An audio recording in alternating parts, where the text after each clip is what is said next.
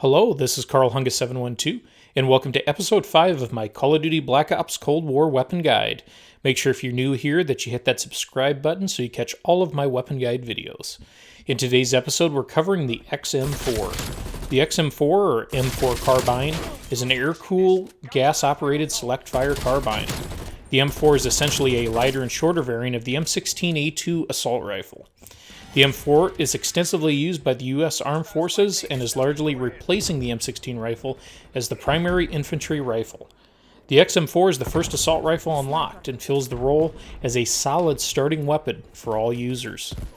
To compare the weapon to similar weapons from past Call of Duty games, the XM4 has a similar feel to the MTAR from Black Ops 2. A solid starting weapon with decent damage stats at a solid rate of fire. On damage stats, the XM4 has a base damage of 30, meaning that the weapon will kill in 5 shots. The base damage range is 45 meters. The base fire rate for the XM4 is a solid 722 rounds per minute. The base bullet velocity for the XM4 is 550 meters per second, which is actually a bit low for the assault rifle class. This is the second slowest in front of the AK-47. Sprint to fire time is 400 milliseconds. Also, ADS speed is 300 milliseconds. The time to kill value for this weapon is 332 milliseconds. This is actually the second fastest killing assault rifle in the class, but third if you want to count the Groza, the newly added assault rifle in Black Ops Cold War. Getting to attachments, for the optic I recommend using the Microflex LED sight. This sight offers a better view on target than the iron sights and takes the role of a basic red dot sight from other Call of Duty games. If you prefer, you can also choose the Mill Stop Reflex or the Quick Dot LED, both offering similar views on target. For the muzzle, I chose the Infantry Compensator. This muzzle offers a 12% increase in vertical recoil control and decreases horizontal recoil control by 8%. If you want to remain off the grid, the Agency Suppressor is also useful, offering 100% muzzle flash concealment and an increase to 7% vertical recoil control. It will hamper range and bullet velocity as well as a trade-off, so that's something to consider if using that second option. For the barrel, I chose the 13.7-inch extended barrel. This barrel offers a 100% increased bullet velocity, something that may be noticeable at longer ranges or on moving targets using the base XM4 without this attachment. For the body, I chose the SWAT 5mW laser. This laser provides a 40% increase in hipfire accuracy. This is something that will assist those aggressive players to compete with SMG users up close. For the underbarrel, I chose the Field Agent foregrip. This grip provides a 6% increase in vertical recoil control and a 20% increase in horizontal recoil control, maximizing the awkward recoil and strengthening accuracy of this weapon. For the magazine, I chose the Jungle Style Mag. This offers a 20% increase in reload quickness to help keep you stocked up while remaining aggressive. The benefit of this magazine also is that it has no downsides.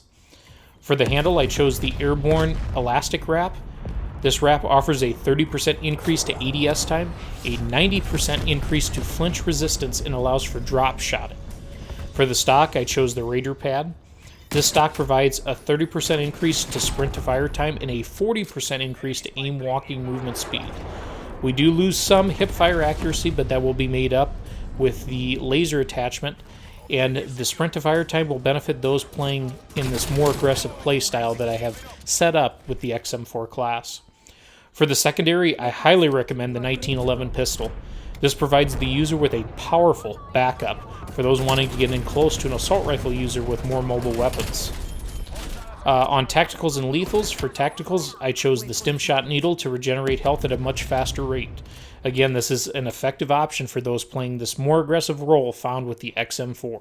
For lethals, I chose the Semtex Grenade. Again, another perfect lethal for an aggressive role.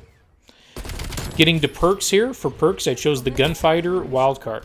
This will provide extra weapon attachments to our primary weapon. In the perk 1 slot, I chose Tac Mask. One way to slow down an aggressive opponent is to utilize stun grenades. This perk will allow us to be immune to these tacticals. For perk 2, I chose Scavenger. This will allow us to remain stocked up while aggressively moving around the map. For the perk 3 slot, I chose Gung Ho. This perk allows us to fire our weapon and use equipment while sprinting. We will also be able to reload while moving at full speed, switch weapons faster, and fire more accurately while sliding. Again, this is the perfect complement to this aggressive playstyle. For field upgrades, I chose the Jammer.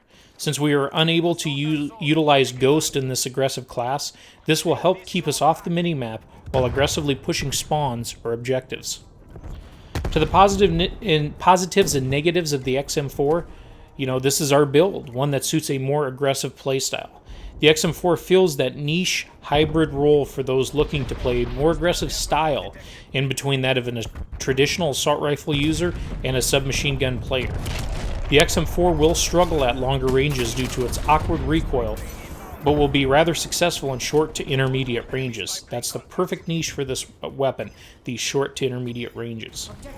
This faster rate of fire found with the XM4 will allow us to compete in closer quarter combat and out to a moderate range. We will not be able to challenge SMG users in their effective ranges and will need to keep our distance to those players. The recoil will not allow us to challenge Krig, AK-47, and LMG users at longer distances. But for those looking for that hybrid weapon that will succeed in close to medium ranges, choose this American classic and hit them with the classic red, white, and blue. Thank you very much for watching, and until next video, farewell.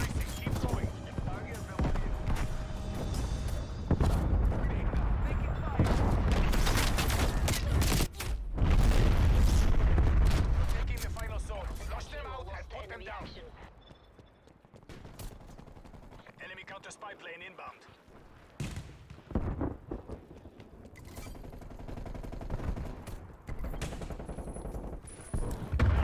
Jammer out.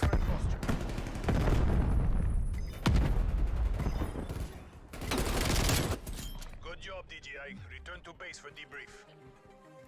Enemy eliminated. Moving to exfil.